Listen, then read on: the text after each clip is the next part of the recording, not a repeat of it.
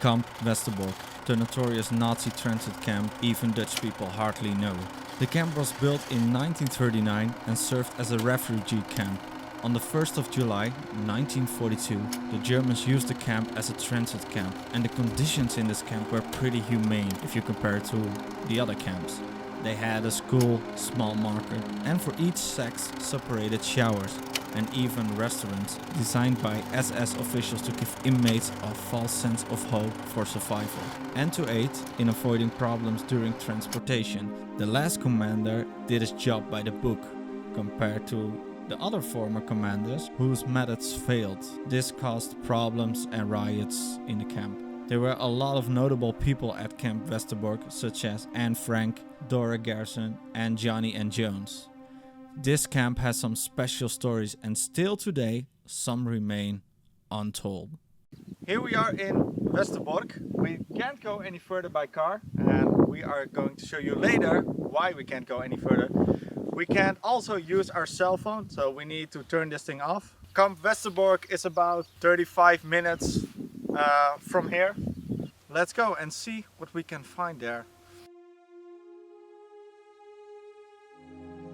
It is a very special time here in the Netherlands because it's almost the 4th and 5th of May. At 8 p.m. the whole country is at 2-minute silence, and that's pretty impressive. At all the memorials around the Netherlands, people are gathering, putting flowers to the statues or to the graves of the fallen soldiers or the fallen victims. And on the 5th of May, we celebrate our freedom in the Netherlands, which is called Liberation Day. And we celebrate it by music festivals, small markets, and just have a good time and celebrate that we are free.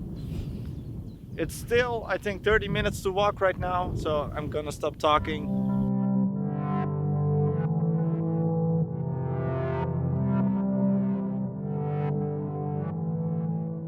So beautiful weather. Definitely. And we had a little side path. We found a pretty interesting area, which is not on the map. I think this was used for water storage. It's still a pretty amazing piece of history. Definitely. It's not even shown on the map.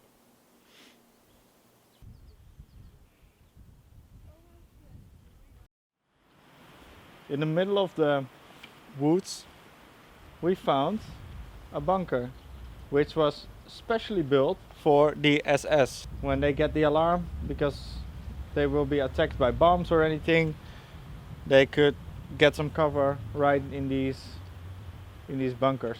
There are 6 of them around this area, and we just found the first one. I think it's a little bit refurbished. Yeah, I would say so. But it's a nice find. And it's still open. So this beautiful house behind me is still in really good condition. And it's protected now with glass, as you can see around it. And it was the house of the former commander of Kamp Westerbork.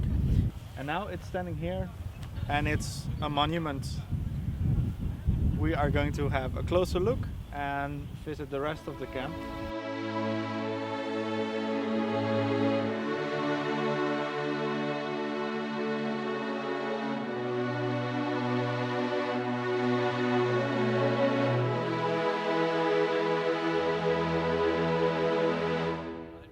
This is one of the barracks that they used for the storage of the people. It was still a moving camp. All of this is still original, aside from a little bit of refurbishing. And after the war, they repurposed these as living homes, and afterwards they got sold to a European company that put a couple of these satellite dishes down. And this is also the reason why we can't use our phones here. Behind me you can see the telescopes were built in 1968 and are still in use.